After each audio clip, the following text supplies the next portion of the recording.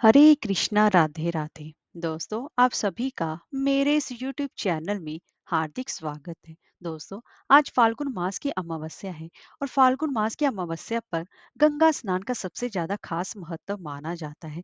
आज के दिन स्नान दान करने का सबसे ज्यादा महत्व माना जाता है। और फाल्गुन अमावस्या जो कि साल की आखिरी अमावस्या मानी जाती है, जिसकी वजह से इसका महत्व सबसे ज्यादा माना जाता है। फाल्गुन मास भगवान श्री कृष्ण जी को अत्यंत ही प्रिय है, क्योंकि इसी मास में होली का रंग बिरंगा त्योहार आता है। और यह मास भगवान शिव और भगवान श्री कृष्ण जी की पूजा उपासना के लिए सबसे उत्तम माना जाता है। फाल्गुन मास की अमावस्या पर अमावस्या व्रत कथा सुनने का विधान है। तो दोस्तों, आज की इस वीडियो में मैं आपको अमावस्या और पूर्णिमा दो बहनों की कहानी सुनाने जा रही हूँ। तो चलिए वीडियो शुरू करते हैं। एक राज्य में एक राजा और एक रानी रहते थे, जिनकी चार संतानें थी, दो लड़के और दो लड़की। एक लड़की का नाम पूर्णिमा था और तथा दूसरी लड़की का नाम अमावस्या था। पूर्णिमा घर के सभी कामों में अति ही निपुण थी और घर का पूरा काम करती थी और भगवान की पूजा अर्चना भी किया करती थी। इसके अतिरिक्त वह गौ माता की सेवा भी किया करती थी। और उसकी दूसरी बहन अमावस्या ना ही घर का कोई काम करती थी और ना ही भगवान की कोई पूजा उपासना करती थी और ना ही वो गौ माता की सेवा किया करती थी। पूर्णिमा सर्वगुण संपन्न थी। फिर भी राजा और रानी अपने दोनों बेटों तथा पुत्री अमावस्या को ही प्यार किया करते थे और वह पूर्णिमा से प्यार नहीं करते थे, हमेशा ही उसके साथ भेदभाव किया करते थे। राजा के चार दोनों पुत्र और पुत्री धीरे धीरे चारों बच्चे उनके बड़े हो रहे थे। और जब वे बड़े हो गए, राजा ने अपने दोनों पुत्रों का विवाह योग्य कन्याओं के साथ कर दिया। इसके बाद रानी ने राजा से कहा कि अब दोनों पुत्रियों के विवाह के योग्य हो गई हैं और इन दोनों का भी आप विवाह करवा दीजिए। लेकिन पुत्री अमावस्या का विवाह किसी बड़े खानदान में करना और पूर्णिमा का विवाह किसी गरीब परिवार में करना, क्योंकि पूर्णिमा को केवल भगवान की पूजा पाठ करना ही पसंद है और गाय माता की सेवा करना ही पसंद है। अब रानी ने राजा को दोनों पुत्रियों का रिश्ता तय करने के लिए भेज दिया। राजा ने अपने पड़ोसी राज्य में जाकर वहां के राजा के पुत्र से अमावस्या का रिश्ता तय कर दिया और वहीं पास के गांव में जाकर एक गरीब परिवार के लड़के से पुत्री पूर्णिमा का रिश्ता भी तय कर दिया। ये सारी बात जाकर राजा ने अपनी को बताया। तो रानी ये सोचने लगी कि अब देखते हैं कि भगवान इसकी मदद कैसे करते हैं। ये बहुत ही पूजा पाठ करती है और हमेशा ही भगवान की पूजा में मगन रहती है। पूर्णिमा का भाई और उसकी भाभी पूर्णिमा से बहुत प्यार करते थे, क्योंकि पूर्णिमा उनके घर के कामों में उनका साथ देती है और कामों में उनका हाथ भी बटाती है। और यही दूसरी बहन उनकी अमावस्या उन पर अपना रोब जमाती है और घर का कोई भी काम वह नहीं करती। कुछ समय बीत जाने के बाद दोनों पुत्रियों का विवाह हो जाता है। राजा और रानी विवाह के बाद अपनी दोनों पुत्रियों को विदाई देती हैं। विदाई देते समय राजा और रानी पुत्री अमावस्या को तो बहुत सारा धन और दौलत देकर विदा करते हैं और पूर्णिमा को कुछ भी नहीं देते हैं, खाली हाथ अपने घर से विदा करते हैं। इसके बाद दोनों बहनें अपने अपने ससुराल को चली जाती हैं। कुछ दिन बीत जाते हैं और एक दिन अमावस्या अपने घर पर भगवान शिव जी की कथा रखती है, जिसमें कि वह सभी गांव वालों को निमंत्रण देती है और अपनी बहन पूर्णिमा को भी नहीं बुलाती। जब गांव की सभी औरतें अमावस्या के यहाँ जाती हैं, तो यह यहाँ सब दृश्य पूर्णिमा अपने घर के दरवाजे के बाहर बैठकर देख रही होती है। तब वहां से गुजर रही औरतें पूर्णिमा से कहती हैं कि तुम्हारी ये बहन के यहाँ भगवान शिव की कथा रखी है, क्या तुम नहीं चलोगी? पूर्णिमा ने कहा कि मुझे निमंत्रण नहीं दिया गया है, मैं नहीं जा सकती। तभी सभी गांव की औरतों ने पूर्णिमा से कहा, बुलाया नहीं है तो क्या हुआ, भगवान शिव की कथा है, तुम हमारे साथ चलो। गांव की सभी औरतों की बात मानकर पूर्णिमा भी उनके साथ भगवान शिव की कथा सुनने अमावस्या के घर चली जाती है। जब अमावस्या की नजर पूर्णिमा पर पड़ती है, तो कहती है कि तुम यहाँ कैसे चली आई, मैंने तो तुम्हें बुलाया नहीं था। खैर कोई बात नहीं, अब तुम आ ही गई हो तो चुपचाप बैठी रहना। और ये कहते हुए अमावस्या पूर्णिमा की गरीबी का मजाक उड़ाने लगी। पूर्णिमा की आंखों में आंसू आ गए और रोते ही रोते मन ही मन में पूर्णिमा भगवान शिव से विनती करती है, हे भगवान, क्या पूजा पाठ करना गलत है? गौ माता की सेवा करना भी क्या गलत है? आखिर मेरी गलती क्या है? आप मुझ पर अपनी कृपा दृष्टि कब बनाएंगे? पूर्णिमा बार बार भगवान शिव से यही कहती रहती। इतने में शिव कथा पूरी हो जाती है और अमावस्या भगवान का प्रसाद बांटने लगती है। वह सभी लोगों को प्रसाद देती है, लेकिन पूर्णिमा को वहां प्रसाद नहीं देती।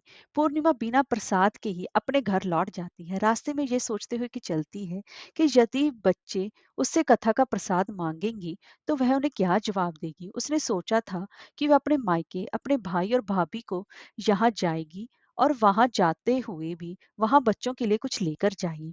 ऐसा सोचते हुए वे अपने घर वापस लौट आई। घर वापस लौट कर आने में के बाद वह अपने पति और बच्चों से कहती है कि वह अपने मायके जा रही है। पति ने कहा कि ठीक है और कुछ समय के बाद पूर्णिमा अपने मायके के लिए रवाना हो गई। चलते चलते रास्ते में एक चबूतरा आया जिस पर तुलसी का पौधा लगा था। उस चबूतरे पर एक बूढ़ी अम्मा बैठी हुई थी। वह कोई और नहीं, साक्षात माँ तुलसी ही थी। उस बूढ़ी माता ने पूर्णिमा से कहा कि बिटिया, तुम कौन हो और कहाँ जा रही हो। पूर्णिमा ने अपना परिचय देते हुए कहा। परिचय देने के बाद बूढ़ी औरत ने पूर्णिमा से कहा कि यहाँ तुलसी का पौधा सूख रहा है, इसमें थोड़ा सा पानी डाल दो और इस चबूतरे की साफ सफाई कर दो जिससे कि मुझे थोड़ी ठंडक मिलेगी। पूर्णिमा ने कहा कि ठीक है, मैं माँ तुलसी में पानी डाल देती हूँ और यहाँ की साफ सफाई भी कर देती हूँ। पूर्णिमा ने साफ सफाई करने के बाद बूढ़ी अम्मा को भी नहला दिया और बूढ़ी अम्मा की भी सेवा की, उनके पैर दबाए। और बूढ़ी अम्मा ने कहा कि माँ जी, और बताइए मैं आपकी क्या सेवा करूँ, और कोई काम है तो वो बता दीजिए, मैं कर दूंगी। बूढ़ी अम्मा ने कहा कुछ नहीं, अब तुम जाओ और वापस आते समय मुझसे मिलते हुए जाना। पूर्णिमा ने बूढ़ी अम्मा से कहा ठीक है माँ जी, मैं जाती हूँ। वापस आते वक्त आपसे मिलते हुए जाऊंगी। कुछ समय आगे चलने के बाद एक शिव मंदिर आया। वहां पर उससे एक बूढ़े बाबा मिले जो मंदिर के बाहर बैठे हुए थे। वह कोई और नहीं, साक्षात भोलेनाथ ही थे। उन्होंने पूर्णिमा से कहा कि कहाँ जा रही हो बेटी, तुम कौन हो। तब पूर्णिमा ने अपने परिचय देते हुए कहा और फिर उस बूढ़े बाबा ने पूर्णिमा से कहा इस चबूतरे की और इस मंदिर की सफाई कर दो। तब पूर्णिमा ने मंदिर की और चबूतरे की अच्छे से साफ सफाई कर दी और वहां पर पूजा पाठ अर्चना भी की।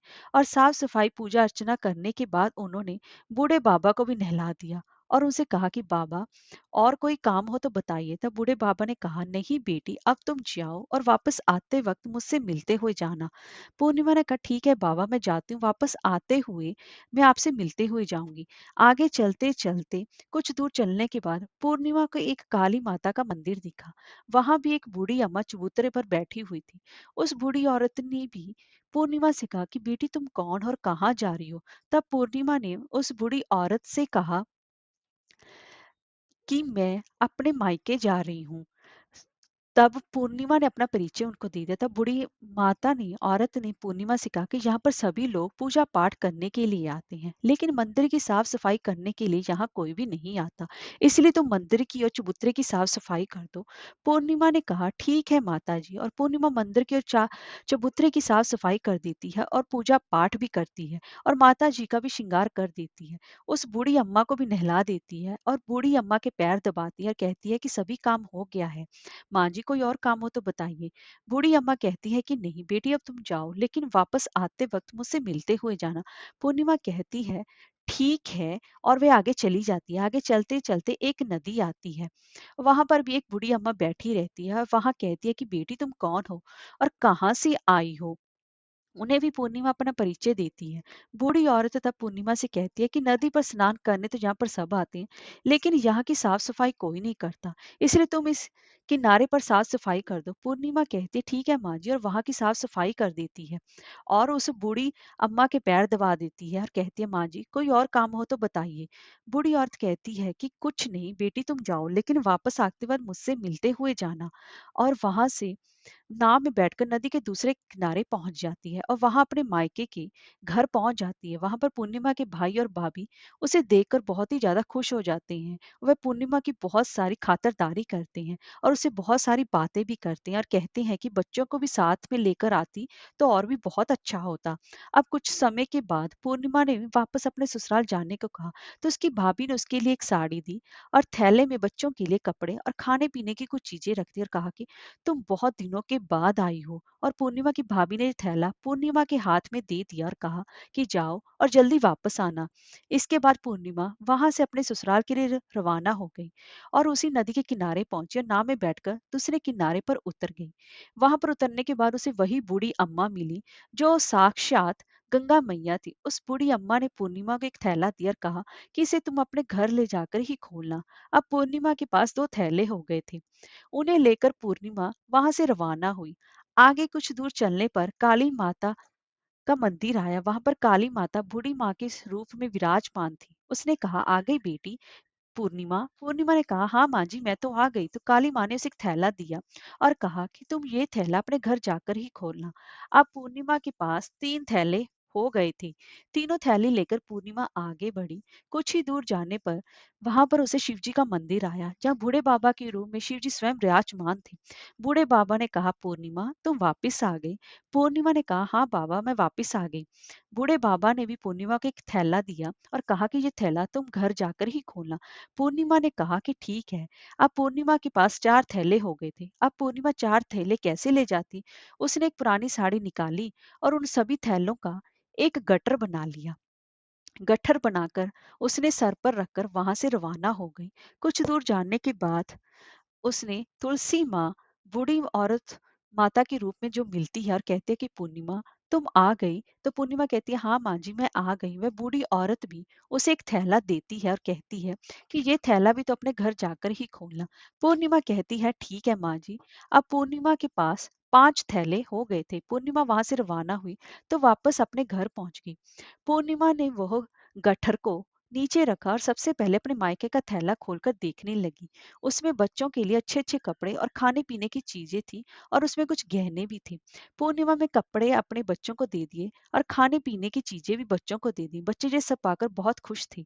अब पूर्णिमा ने दूसरा थैला खोला जो उसे गंगा मैया ने दिया था। उसमें ढेर सारे हीरे जवाहरात सोना चांदी आदि था। इसके बाद अब पूर्णिमा ने तीसरा थैला खोला जो उसे काली माँ ने दिया था। उसमें बहुत सारा सोना श्रृंगार का सामान भरा हुआ था। इसके बाद पूर्णिमा ने चौथा थैला खोला जो उसे भगवान शिव ने दिया था। उसमें बहुत सारा धन संपत्ति भरा हुआ था और बहुत सारी खुशियां भरी हुई थी। इसके बाद पूर्णिमा ने पांचवा थैला खोला तो जो उसे तुलसी माता ने दिया था उसमें चावल दाल और 7 प्रकार की खाने की चीजों से भरा हुआ था। अब पूर्णिमा के घर किसी भी चीज की कोई कमी नहीं थी। उसका घर धन धान्य से भरा हुआ था और परिपूर्ण था। अब पूर्णिमा और उसका परिवार सुखमय जीवन व्यतीत करने लगा। अब पूर्णिमा के मन में विचार आया, क्यों ना शिव जी की कथा कराई जाए और शिव जी की कथा में एक कार्यक्रम रखा जाए। पूर्णिमा ने गांव के सभी लोगों को निमंत्रण दिया और घर घर जाकर सभी लोगों को बुलाया। पूर्णिमा अपनी बहन अमावस्या के घर भी गई और अमावस्या को भी शिव जी की कथा के लिए उसने घर पर बुलाया। जब अमावस्या पूर्णिमा के घर शिव जी की कथा में आई तो उसने देखा कि पूर्णिमा के घर में किसी भी चीज की कोई कमी नहीं है। इतना सारा धन दौलत देकर अमावस्या आश्चर्यचकित हो गई। उसने पूर्णिमा से कहा कि तुम्हारे घर में इतनी धन और दौलत कहाँ से आई? पूर्णिमा ने कहा, देखो बहन तुमने शिव जी की कथा में मुझे नहीं बुलाया था, फिर भी मैं चली आई और तुमने मुझे प्रसाद तक नहीं दिया और मेरी गरीबी का मजाक भी उड़ाया। उसके बाद मैं अपने घर आ गई और घर से फिर मैं अपने मायके चली गई और और घर आकर सोचने लगी कि मैं अपने मायके से ही अब कुछ चीजें लाकर अपने बच्चों को दूंगी। तभी घटना इसी बीच हुई। वे सभी घटना अपनी बहन अमावस्या को बताती हुई जा रही। तभी अमावस्या कहती है, तुम भी मुझे प्रसाद मत दो और मुझे डांट लो। लेकिन पूर्णिमा ने कहा कि यह तो भगवान का प्रसाद है, मैं तो सबको दूंगी और तुम्हें भी दूंगी। फिर भी अमावस्या ने प्रसाद नहीं लिया और वह अपने सीधे अपने घर चली गई। घर जाकर अपने बच्चों से कहकर वे अपने मायके जाने के लिए तैयार हो गई और मायके से निकल गई। उसने भी रास्ते में चलते चलते तुलसी माँ मिली जो कि चबूतरे पर बूढ़ी माँ के रूप में बैठी हुई थी। बूढ़ी माँ ने अमावस्या से कहा कि बेटी तुम कौन हो और तुम कहाँ जा रही हो? अमावस्या ने अपना परिचय दिया और कहा कि बूढ़ी माँ ने कहा, फिर बेटी ये तुलसी का पौधा सूख रहा है, इसमें थोड़ा सा पानी डाल दो और इस चबूतरे की साफ सफाई कर दो। इस पर अमावस्या ने कहा, बुढ़िया तुझे दिखाई नहीं दे रहा है कि मैंने इतनी महंगी साड़ी पहन रखी है, ये गंदी हो जाएगी। ऐसा कहकर वह वहां से आगे चली गई। आगे जाने के बाद उसे भगवान शिव मिले, जिसे भी उसने ऐसा ही कहा। उसके बाद वह आगे चली गई तो उसे काली माता मिली जिससे भी उसने भी यही सारी बातें कही। आगे चलकर उसे गंगा जी मिली, उन्हें भी उसने यही सब कुछ कहा और फिर वो आगे चली गई। इसके बाद अमावस्या जब नाव में बैठने लगी तो उसे नाव में फूलों की जगह कांटे भरे हुए मिले, जो उसकी उसके पैरों में चुभ रहे थे। किनारे पर उतरकर वह अपने मायके चली गई, जहां पर उसकी भाभियों ने तथा भाइयों ने देखा तो मन ही मन में कहने लगे कि काम की ना काज की, 2.5 मन अनाज की, अब आ ही गई है तो ठीक है। पूर्णिमा तो हमारे कामों में हाथ बटाती थी, ये कोई काम करेगी तो नहीं। अब उन्होंने खाना बनाया और खा पीकर सभी सो गए। अमावस्या जब सुबह उठी तो और अपनी भाभीियों से कहा कि मैं अपने ससुराल जा रही हूँ। उन्होंने कहा कि ठीक है जाओ। अमावस्या बोली, पूर्णिमा को तो तुम लोगों ने एक थैला दिया था और मुझे कुछ नहीं दोगे क्या? भाई और भाभी ने कहा कि तुम घर जाओ, थैला तुम्हारे घर पहुंच जाएगा। फिर अमावस्या वहां से निकल गई और नदी के किनारे पर पहुंची तो वहां गंगा मैया बूढ़ी औरत का रूप धारण करके बैठी हुई थी। बूढ़ी माँ ने कहा, आ गई बेटी? तो उसने कहा, हाँ मैं आ गई। अमावस्या ने कह दिया, तुमने पूर्णिमा को एक थैला दिया था और मुझे नहीं दोगी क्या बूढ़ी अम्मा? तब फिर बूढ़ी अम्मा ने कहा, तुम घर जाओ, थैले तुम्हारे घर पहुंच जाएगा। इसके बाद आगे जाने पर उसे काली माता मिली, जिसने भी अमावस्या को यही कहा। इसके बाद आगे जाने पर उसे शिव भगवान मिले, उन्होंने भी अमावस्या से यही कहा। इसके बाद आगे जाने पर उसे तुलसी माता मिली, उन्होंने भी अमावस्या से यही कहा कि तुम घर जाओ, थैला तुम्हारे घर पहुंच जाएगा। अमावस्या अपने घर पहुंच गई तो आंगन में देखा कि वहां पर 5 थैले पड़े हुए थे। अमावस्या ने मन ही मन सोचा कि अब तो मेरे पास बहुत सारी धन और दौलत आ जाएगी।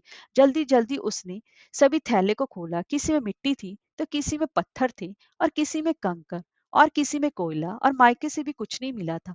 इस थैले में भी कुछ नहीं था। अमावस्या दौड़ती पूर्णिमा के घर के कहती है कि तुम्हें तो इतना सब कुछ मिला, मुझे तो कुछ नहीं मिला। आखिर क्यों? क्यों? तो पूर्णिमा कहती है कि जब मैं अपने मायके जाती हूँ तो अपनी भाभीियों के साथ उनके कामों में हाथ बटाती हूँ, उनके साथ मिलकर काम करती हूँ।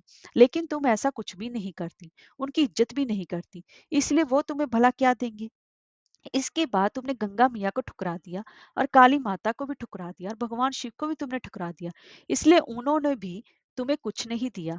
तब अमावस्या कहती है कि बहन तुम मुझे माफ कर दो, मैंने तुम पर हमेशा ही अत्याचार किया है। मुझे कुछ नहीं मिला तो कोई बात नहीं, मैं भी भगवान की भक्ति करूंगी और सब कुछ प्राप्त कर लूंगी।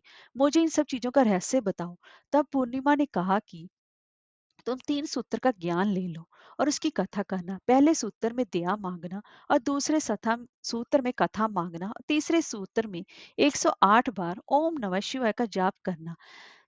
भगवान बहन ने भगवान के 3 सूत्र उसको दिए, इनको अपने हृदय में बसा लेना। मैंने भी ये 3 सूत्र अपने जीवन में अपनाए थे और सच्चे मन से भगवान की भक्ति से पूजा पाठ किया था। फिर भगवान ने मुझे ये सब कुछ दिया, तुम्हारे पास जो कुछ था वह भी सब खत्म हो गया। इसके बाद अमावस्या अपने घर गई और भगवान की पूजा उपासना करने लगी। भगवान शिव से उसने हाथ जोड़कर माफी मांगी और गौ माता की सेवा भी की और दूसरों की मदद भी करने लगी। हरे कृष्णा, राधे राधे।